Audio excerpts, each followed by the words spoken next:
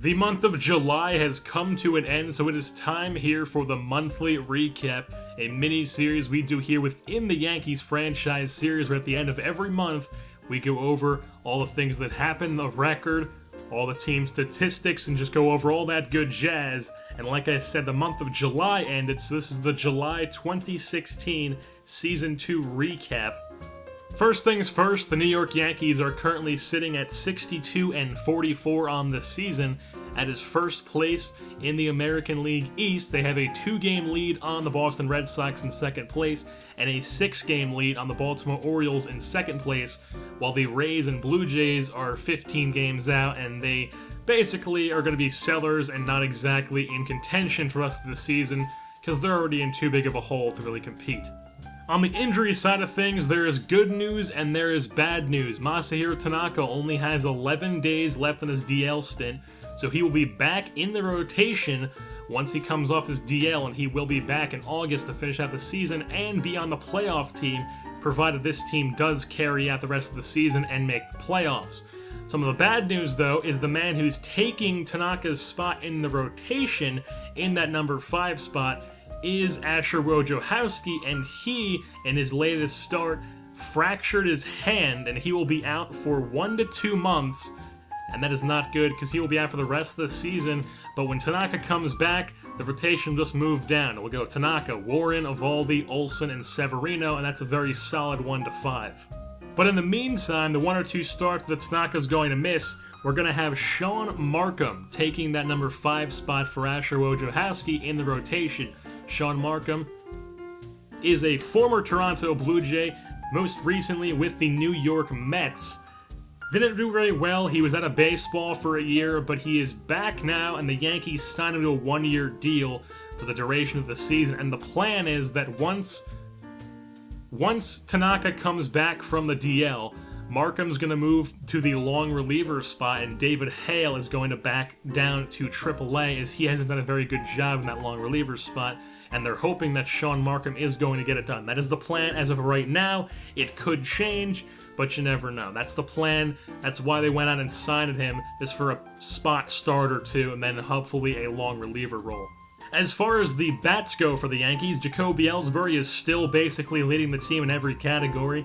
He's got a .296 batting average, which is one of the best on the team.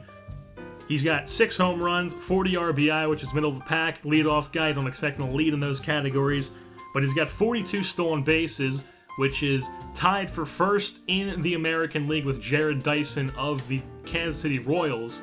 Then he also has 116 hits, 50 runs, 34 doubles, and 8 triples, which leads the Yankee in every category, and it also leads the majors in doubles and triples. So 34 doubles and 8 triples, those lead the majors as well as the Yankees, obviously. Todd Frazier, picked up mid-July, has been quite a good spot in that 3-hole in the lineup for the Yankees since being acquired from the Cincinnati Reds, swapped for Chase Headley and Robert Refsnyder. And the pride of Toms River, New Jersey has been quite good. He's leading the team in home runs and RBI. His average has picked up quite a bit since being acquired by the Yankees. He was hitting a low 200, like basically right above the Mendoza line at 200. But now he is hitting 233 with 16 bombs and 51 RBI. That is leading the team in home run and RBI with 16 and 51. Brian McCann also having a good season. He's hitting 263 in that cleanup spot with a 14 home runs and 38 RBI. He's been getting the job done as well. And then Aaron Judge having a great rookie season, 272 with 10 home runs and 38 RBI. Not exactly amazing stats, but they're very good stats, and he's currently sitting at 3rd place in the AL Rookie of the Year voting, behind Miguel Sano, who's leading the voting. Ronnie Torreyes has been that spark plug at the bottom of the lineup all season long. He took over the second base job for Refsnyder when he didn't perform, and he's been spectacular in that spot. It just seems like this guy is a singles and doubles machine with the occasional triple, and when he gets on base, he swipes bags. He is an absolutely fun player to watch. He's hitting 279. He has no home runs yet because he basically has no power. That's not his game. He's got 24 RBI from the 9-hole, and he has 18 stolen bases, which is third on the team behind Jacoby Ellsbury and Brett Gardner. And speaking of Brett Gardner, he's hitting .263, 8 dingers, 42 RBI, and he's got 29 stolen bases, but the interesting stat about the 29 stolen bases is he has not been caught once all season long. We're about to enter August, and he has not been caught all season. That is absolutely ridiculous. Hopefully he can keep it up, and hopefully those stolen bases can reflect in the win category and lead this team to win the American League East and into the playoffs.